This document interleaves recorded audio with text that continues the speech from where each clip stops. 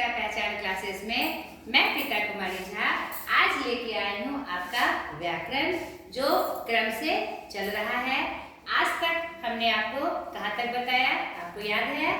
मैंने आपको बताया है हम शब्द विचार पे चर्चा कर रहे थे, जिसमें प्रयोग की दृष्टि से शब्द के भेद जो होते हैं उस पर मैं चर्चा कर रही थी, जिसमें मैंने आपको संज्ञा बता दिया, उसके बाद सर्वनाम बताया और संज्ञा का रूपांतरण भी बताया, जिसमें हमने आपको क्या बताया, लिंग, वचन, पुरुष और कारक। आज उसी क्रम में मैं चर्चा करने जा रही हूँ विशेषण। प्रयोग की दृष्टि से शब्द के कितने भेद? दो भेद, विकारी और अविकारी। तो आज विकारी का तीसरा चैप्टर विशेषण आज हम स्टार्ट करने वाले हैं। तो आज के इस क्लास में ये मैंने पार्ट 1 इसलिए लिखा है कि क्योंकि विशेषण में आपको कुछ स्पेशल चीज भी जाननी है। तो पार्ट 1 मैंने इसलिए रखा क्योंकि आज मैं बताने जा रही हूँ विशेषण का अर्थ एवं उसकी परिभाषा और विशेषण का प्रकार। और पार्ट 2 में मैं बताऊंगी और विशेषण से संबंधित कौन सी ज्ञातव्य बातें हैं जो हमें जाननी चाहिए, जो हमें कंफ्यूज करती है। जब वो कोई शब्द हमारे सामने आ जाता है तो कैसे हम कंफ्यूज हो जाते हैं, हम जानते ही नहीं हैं कि वह क्या है, वह किससे संबंधित है। तो वह हमारे विशेषण में आने वाला है। तो पार्ट 2 में हम अगले बार फिर आगे नेक्स्ट की चर्चा करेंगे। आज हम जान ले विशेषण। विशेषण क्या अर्थ है उसका? जो विशेषता बतलाए। विशेषण का शाब्दिक अर्थ क्या होगा बच्चों? जो विशेषता बतलाए। किसका? व्याकरण में कोई भी क्या होता है, सिस्टमेटिक होता है। नहीं, कोई भी बातें जो हम कहते हैं किसी ना किसी तथ्य से संबंधित होती है। तो किसकी विशेषता बतलाए? जो संज्ञा या सर्वनाम की विशेषता बतलाए उसे हम क्या कहते हैं? विशेषण कहते हैं। तो संज्ञा सर्वनाम तो हमने जान लिया ना। संज्ञा मतलब नाम। दुनिया में जितना भी नाम है वो हमारा संज्ञा, और उसके बदले में जो प्रयोग हो वह मेरा सर्वनाम। और जो उसकी विशेषता बतलाए। तो बच्चे कंफ्यूज करते हैं, विशेषता मतलब क्या खाली गुण ही? नहीं, बुराई भी। उसकी जो दुर्गुण है वह भी उसकी विशेषता है। वह कुछ जो गलत करता है वह भी उसकी विशेषता है। ठीक है? तो परिभाषित रूप में आप लिखिए, विशेषण वह शब्द है, वह साधन है जो संज्ञा या सर्वनाम की विशेषता बतलाए, उसे हम विशेषण कहते हैं। और शाब्दिक अर्थ में जो विशेषता बतलाए। ठीक है बेटा? अब हम जानेंगे विशेषण के प्रकार के बारे में। और इसमें कुछ बताने लायक था नहीं, इसीलिए मैं सीधे किस पे आ रही हूँ? विशेषण का प्रकार। ठीक है? प्रकार यानी भेद। प्रकार किसको कहते हैं? भेद को। तो विशेषण के मुख्यतः 4 भेद हैं। कितने भेद हैं बेटा? 4 भेद हैं, जिसके बारे में आपको जानना है। ये अगर आप जानते हैं तो आगे जब विशेषण का सवाल आएगा तो आप उसको आराम से समझ सकते हैं। पहला विशेषण होता है हमारा गुणवाचक विशेषण। क्या होता है बेटा? गुणवाचक विशेषण। ध्यान से समझिए इसको, गुणवाचक विशेषण। दूसरा है हमारा संख्यावाचक विशेषण। संख्यावाचक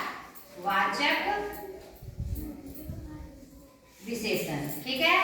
तीसरा है हमारा, ये दूसरा था, तीसरा है हमारा परिमाण वाचक विशेषण। ठीक है? अब चौथा रूप है इसका, चौथा भेद है इसका सार्वनामिक विशेषण। सार्वनामिक विशेषण। ठीक है? तो विशेषण के कितने प्रकार हुए, कितने भेद हुए? 4 हुए बेटा। ठीक है? अब ये गुणवाचक क्या है, संख्यावाचक क्या है, परिमाणवाचक क्या है और सार्वनामिक विशेषण क्या है, इसके बारे में हमको जानना है। ये आपने पहले भी नाम सुना होगा और 6 से लेकर 8 तक आपने इसकी पढ़ाई अवश्य ही की होगी। ठीक है? गुणवाचक विशेषण वैसा शब्द जो गुण बताए। ठीक है? गुण गुण बताने में आपका क्या होता है, सिर्फ विशेषता में आपका शुभ लक्षण ही दिखाई नहीं देता, आपका जो गलत लक्षण है वह भी आपका गुणवाचक में आ जाता है। ठीक है, तो वह मेरा वैसे शब्द जो किसी के गुण को बताए। गुण में आपका आकार, प्रकार, रूप सब आ जाते हैं। ठीक है, मोटा, बड़ा, छोटा, सुंदर, बदसूरत, ये सारे उदाहरण किसके हैं, हमारे गुणवाचक विशेषण के। ठीक है बेटा, इसको समझना है। गुणवाचक मतलब विशेषता तो सबकी बतलाएगा, विशेषण शब्द है तो विशेषता तो सबका बतलाएगा। आपका गुण बताए तो गुण में बच्चे यहाँ वो मैं बता रही थी कंफ्यूज कर जाते हैं। गुण मतलब तो होता है अच्छा चीज बताना, लेकिन नहीं, यहाँ पर आपका गुणवाचक का मतलब हुआ वो सारी आपकी विशेषताएं गुण के रूप में जो आपके अंदर है, चाहे वह बुराई के रूप में हो, चाहे वह अच्छाई के रूप में हो, चाहे आप सुंदर दिखे, चाहे आप कुरूप दिखे, उस अर्थ में अगर आपकी विशेषता बतलाई जा रही है आपकी गुण को बताते हुए, तो वह मेरा कौन सा विशेषण होता है, गुणवाचक विशेषण। ठीक है, इसमें आप लिख लीजिए छोटा बड़ा, उदाहरण के रूप में लिख लीजिए छोटा, बड़ा, सुंदर, कुरूप आदि। ठीक है, सुंदर, कुरूप आदि, ताकि आपको याद रहे।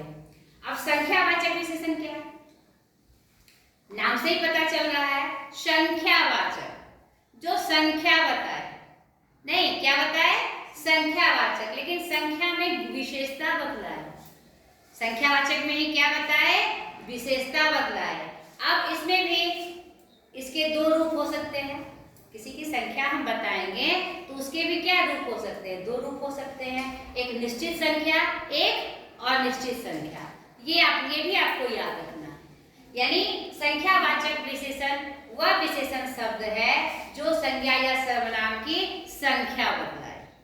ठीक है, संख्या बतलाए, जैसे पहला, दूसरा, क्या कहते क्रमानुसार अगर बताएगा तो क्या बताएगा, आने वाला, प्रति, प्रत्येक आदि, यानी कि क्रम के अनुसार भी बता सकता है और गिनती के अनुसार भी बता सकता है।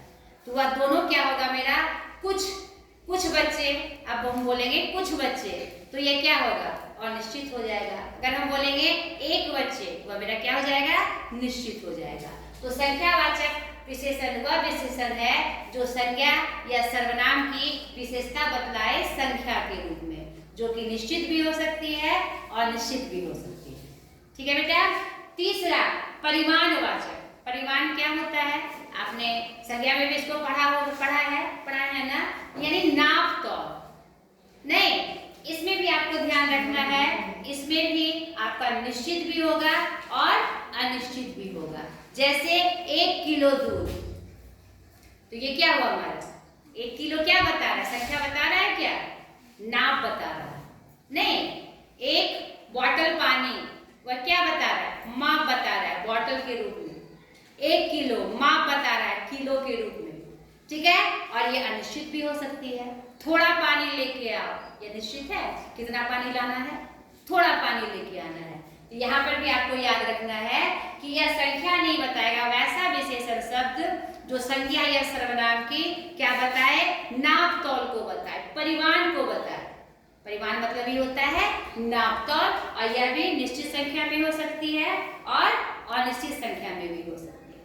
ठीक है बच्चों, लास्ट आया जो कि सबसे जरूरी है, इस पे बच्चे कंफ्यूज करते हैं, सार्वनामिक विशेषण। सार्वनामिक विशेषण। अब सर्वनाम क्या होता है, सर्वनाम से ही क्या बना, ये यहाँ तक समझ गए ना बच्चों, आशा करती हूँ समझ गए होंगे। अब सार्वनामिक विशेषण, ये मेरा कौन सा भेद है, सार्वनामिक विशेषण। तो सर्वनाम से सार्वनामिक बना, नहीं सर्वनाम से क्या बना, सार्वनामिक। ये समझने की कोशिश करिए आप। सर्वनाम मतलब क्या होता है, जो संज्ञा के बदले प्रयोग। तो जो संज्ञा के बदले प्रयोग होगा वह मेरा सर्वनाम होगा, लेकिन वही शब्द अगर आपके संज्ञा या सर्वनाम की विशेषता बतलाए तो वह मेरा सार्वनामिक विशेषण होगा। समझ में आया? यानी जब नाम के बदले वह शब्द आ जाए, किसी नाम के बदले, तो वह मेरा सर्वनाम होगा, लेकिन वही शब्द अगर विशेषता के रूप में आ जाए तो वह मेरा क्या होगा? सार्वनामिक विशेषण होगा। जैसे यह राम है, यह राम है, ठीक है। यह राम है यानी यह किसके लिए है? राम के लिए है। यहाँ पर दोनों आया है, संज्ञा और सर्वनाम दोनों आया है। या फिर मैं ऐसे बोलूं, मैं पढ़ाती हूँ, मैं पढ़ाती हूँ, यानी यहाँ पर छिपा हुआ क्या है? प्रीता पढ़ाती है। मेरा नाम प्रीता है, मैं पढ़ाती हूँ, यानी यहाँ पर छिपित रूप में मेरे नाम के बदले मैं पढ़ाती हूँ आया ना। लेकिन मैं जैसे ही मैंने बोला